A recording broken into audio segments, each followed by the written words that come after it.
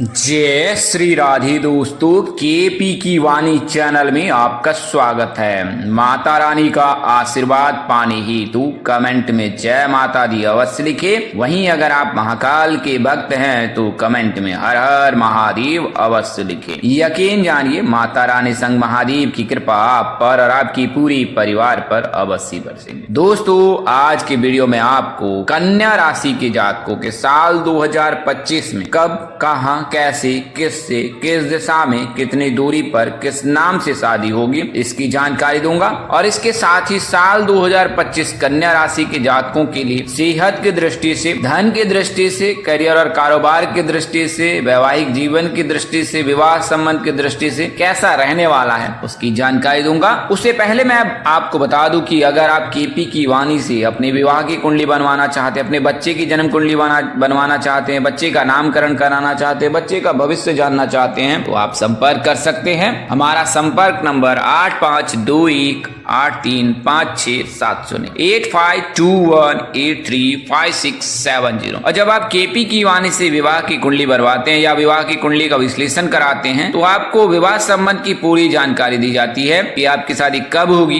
कहाँ होगी, कैसे होगी, किससे होगी, किस दिशा में होगी, कितनी दूरी पर होगी, किस नाम से होगी, किस राशि से करनी चाहिए, जीवन साथी का रंग, रूप, स्वरूप, स्वभाव और उनका करियर कैसा होगा, आपका करियर कैसा होगा। अगर आप लव मैरिज करना चाहते हैं तो माता पिता की सहमति मिलेगी कि नहीं मिलेगी, ससुराल में घर द्वार कैसा रहेगा, सास ससुर का स्वभाव कैसा होगा, कितनी संतान होंगी, प्रथम पुत्र या पुत्री की प्राप्ति होगी। इसके अलावा आपको किस क्षेत्र में अपना करियर आजमाना चाहिए, करियर करना सही रहेगा या कारोबार करना सही रहेगा। इसके अलावा प्रथम भाव से लेकर द्वादश भाव के मध्य ग्रहों की स्थिति के अनुसार से, महादशा के अनुसार से आपको यह जानकारी दी जाएगी कि आपके लिए आपका जीवन कैसा रह सकता है और आपके लिए क्या श्रेष्ठकर हो सकता है, आपका भाग्योदय कब हो सकता है। तो ये तमाम तरह की जानकारी के लिए आप केपी की वाणी से संपर्क कर सकते हैं। नंबर स्क्रीन पर भी दिए गए हैं, डिस्क्रिप्शन बॉक्स में भी दिए गए हैं, वहां से भी नंबर नोट कर सकते हैं। कुंडली हेतु जो है मामूली शुल्क ली जाती है जिसे आप मेहनताना समझ सकते हैं। आइए वीडियो में आगे बढ़ते हैं। ऐसे जातक जो दूसरी शादी करना चाहते हैं वे भी संपर्क कर सकते हैं। ऐसे जातक जिनकी शादी के योग हैं उन्हें मैं सलाह दूंगा कि अपने नजदीकी किसी प्रकार पंडित अथवा ज्योतिष से संपर्क कर अपनी कुंडली मिलान अवश्य करा लें। और अगर कुंडली मिलान में किसी प्रकार का कोई दोष है तो उसका तत्काल से निवारण अवश्य करा लें। आइए अब वीडियो में आगे बढ़ते हैं। तो सबसे पहले सेहत के बारे में जानते हैं। तो स्वास्थ्य की दृष्टि से प्रथम 3 महीने जो है आपके लिए अच्छा रहेगा। आपको सभी प्रकार के सुखों की प्राप्ति होगी। सेहत आपसे अच्छी रहेगी, मानसिक तनाव भी नहीं रहेगी। जिन लोगों को किसी गंभीर बीमारी की समस्या है, अगर वो 3 महीने में यानी जनवरी से लेकर मार्च तक अगर वो उपचार कराते हैं तो उस दौरान उन्हें स्वास्थ्य लाभ हो सकता है। हालांकि यह निर्भर करता है उस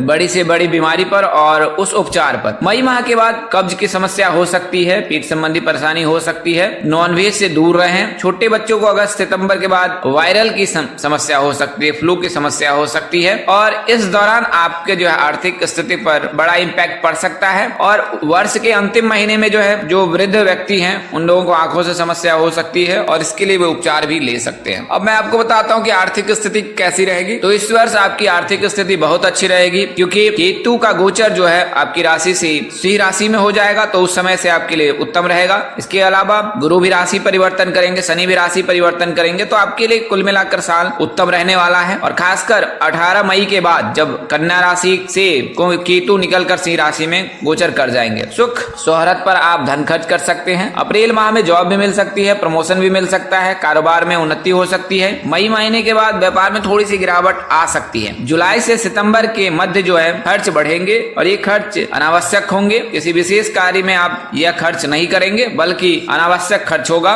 तो आप इस पर अवश्य ही विराम लगाएं और धन का निवेश करें। धन संचय करने से अधिक धन निवेश पर विशेष ध्यान दें और निवेश बड़े वृद्ध की सलाह लेकर ही करें और ऐसे चीजों में निवेश करें जिससे कि आपको भविष्य में लाभ प्राप्त हो। सट्टेबाजी से दूर रहें। धन उधार देने से भी बचें, किसी को उधार बिल्कुल ना दे, इससे आपको कठिनाई हो सकती है। धन लाभ के योग है, जीवन साथी का भी पूर्ण सहयोग मिलेगा। इस वर्ष शनि की दशम दृष्टि आपकी राशि से चौथे भाव में पड़ेगी जो आपके भाग्य में वृद्धि करेगी। अब बात करते हैं कि वैवाहिक जीवन कैसा रहेगा। तो वैवाहिक जीवन उत्तम रहेगा वर्ष 2025 के अनुसार। अगर आप प्रेम प्रसंग में हैं तो आप प्रेम विवाह भी कर सकते हैं। प्रेम विवाह के लिए भी यह वर्ष उत्तम है। तो कन्या राशि के जो भी जातक हैं अगर पी नाम के हैं और लव मैरिज करना चाहते हैं तो उनके लिए समय उत्तम है, आप प्रेम विवाह कर सकते हैं। अप्रैल महीने के बाद या अप्रैल महीने से जो है लड़कों के शादी के योग बन रहे हैं। अगर कन्या राशि के आप लड़के हैं, पी नाम के जातक हैं, तो आपके लिए विवाह के योग है। गुरु का अतिचारी प्रभाव पंचम भाव पर स्पष्ट प्रभाव डालता रहेगा, जिसके कारण घर में किलकारी भी गूंज सकती है, यानी संतान प्राप्ति, पुत्र प्राप्ति के योग है। महिलाओं को जो है वैवाहिक जीवन में उतार चढ़ाव देखने को मिल सकता है। जीवन साथी आपकी भावनाओं के अनुरूप कई बार काम नहीं करेंगे और इससे आपके रिश्ते में तनाव भी हो सकता है। सितंबर से नवंबर के बीच नए प्रेम संबंध विकसित होने के योग हैं, यानी कि अगर किसी से आसान शब्दों में कहे किसी ने आपको धोखा दिया है या आपके संबंध सही से नहीं रहे, तो आने वाले समय में आपको आपका जीवन साथी आपको मिल सकता है। अब बात करते हैं शिक्षा और कैरियर के लिए। तो जो आप पढ़ने वाले बच्चे हैं, नौकरी की तलाश में हैं, उनके लिए मैं बता दूं, जनवरी से मार्च के बीच के समय पढ़ाई के लिए लाभकारी रहेगा। इस वर्ष आप खुद को साबित करने में सफल रहेंगे। इसका तात्पर्य यह है कि आपको जॉब भी मिल सकती है, कैरियर में भी अच्छे अवसर प्राप्त होंगे, कार्य क्षेत्र में थोड़ा दबाव रहेगा, शिक्षा को लेकर ज्यादा उत्तम तो नहीं रहेगा, लेकिन आपको लाभ प्राप्त होगा। पढ़ाई में आप ज्यादा ध्यान देंगे, भटकाव कम होगा, क्योंकि केतु का गोचर सिंह राशि में होगा, तो उस समय से आप दुस्वभावी जो स्वभाव है उसे आप बाहर निकल पाएंगे। पढ़ाई कर रहे विद्यार्थियों का मन पढ़ाई के बजाय दूसरे कार्यों में लगेगा। कई ऐसे जातक हैं जो बिजनेस करने की सोचेंगे या टेक्नोलॉजी से जुड़े कोई कार्य करने की सोचेंगे और इसके चलते उनके पढ़ाई में व्यवधान आएगा। तो आप दूरदृष्टि के दृष्टिकोण से जो है अध्ययन अवश्य करें। लोगों को परीक्षा में संघर्ष करने के बाद सफलता अवश्य मिलेगी, अगर पी नाम के आप जातक हैं, कन्या राशि के जातक। कैरियर के लिए जो मई के बाद समय उत्तम है। आपको करना क्या है, तो आपको भगवान विष्णु जी की पूजा उपासना करनी है और भगवान गणेश को जो है दुर्वा और मोदक ये जो है बुधवार के दिन अर्पित करना है। इसके अलावा आप जो है रोजाना 2 बार हनुमान चालीसा का पाठ करें, प्रातः काल में और संध्या काल में, अगर आपके पास पर्याप्त समय है तो। अन्यथा रात्रि में सोने से पहले भी हनुमान चालीसा का पाठ आप कर सकते हो। यह तो जानकारी मैंने आपको कन्या राशि के जातकों के भविष्य की दी है। आइए मैं आपको विवाह की गणना बता देता हूँ। तो कन्या राशि के जातकों के लिए 29 जनवरी से लेकर 31 मई तक का जो समय है वो बहुत उत्तम रहेगा विवाह के लिए, क्योंकि इस समय में जो है शुक्र जो है मीन राशि में गोचर करेंगे और इसके चलते जो है शुक्र जो है आपके विवाह भाव को देखेंगे, तो आपके विवाह के योग जनवरी से लेकर जो है मई के मध्य प्रबल हैं। अगर आप कन्या राशि के जातक है, पी नाम के जातक है, तो इस दौरान आपके विवाह के योग प्रबल है। अगर कोई ऐसे जातक है जिनकी शादी मई महीने तक नहीं होती है, तो फिर जब कन्या राशि में शुक्र का गोचर होगा तो ये होगा 9 अक्टूबर को। तो 9 अक्टूबर से लेकर 2 नवंबर के मध्य जो है शुक्र का गोचर आपकी राशि में रहे, तो उस दौरान भी आपको लाभ प्राप्त हो सकता है। इसके अलावा अप्रैल महीने में, जैसे मैंने बताया, प्रेम प्रसंग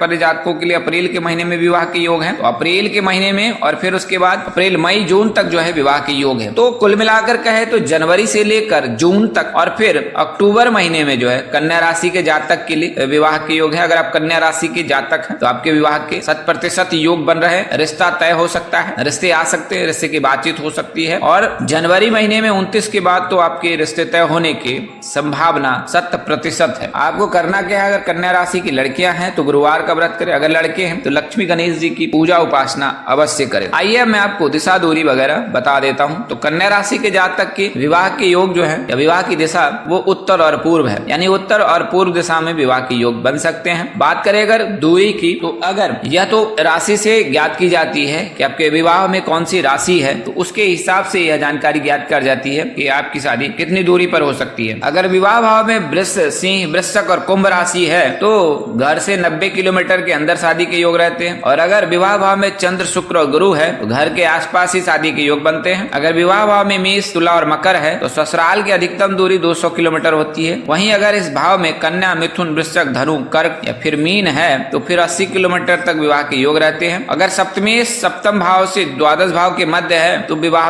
विदेश में होता है। लड़का लड़की को अपने साथ लेकर विदेश जा सकता है, विदेश में रहने के योग बन रहे हैं। अब नाम की बात कर दे तो अगर आप पी नाम के लड़के हैं तो आपकी जो शादी है वो ASD यानी कि सुधा, दामिनी, आरुषि, अंशु आदि नाम से हो सकती है। वहीं अगर आप पी नाम की लड़कियां हैं तो आपकी जो शादी है वो ASD नाम के लड़के से होने की संभावना अधिक है। अमित, अनुज, अमिताभ, दीवाना, संजय, साजन आदि नाम से होने की प्रबल योग है। तो दोस्तों यह तो जानकारी मैंने आपको कन्या राशि की जातकों की दी है। अगर आपको अपने राशि के अनुसार से, नाम के अनुसार से यह जानकारी प्राप्त करनी है तो आप हमें संपर्क कर सकते हैं। हमारा संपर्क नंबर 8521835670। आज के लिए इतना ही। इस वीडियो में बताई गई जानकारी ज्योतिष, पंचांग, मान्यता, धर्म ग्रंथों से दी गई। हमारा उद्देश्य हमारी सूचना पहुंचाना, आपसे सूचना हेतु। इसके अतिरिक्त अगर आप इनको उपयोग करते हैं तो आप इसके स्वयं जिम्मेदार हो सकते हैं। इसके लिए आप नजदीक किसी प्रकार पंडित अथवा ज्योतिष से अवश्य संपर्क कर ले और पूरी जानकारी अवश्य ज्ञात कर ले। व्यक्ति विशेष की कुंडली विश्लेषण के पश्चात इसमें मामूली बदलाव हो सकता है। ज्योतिष गणना के आधार पर आपको यह जानकारी दी गई। इसमें बदलाव संभव है। इस तरह के वीडियो देखने के लिए हमारे चैनल के डैशबोर्ड अथवा प्लेलिस्ट पर जाएं और अपने राशि अनुसार वीडियो जरूर देखें। तो दोस्तों,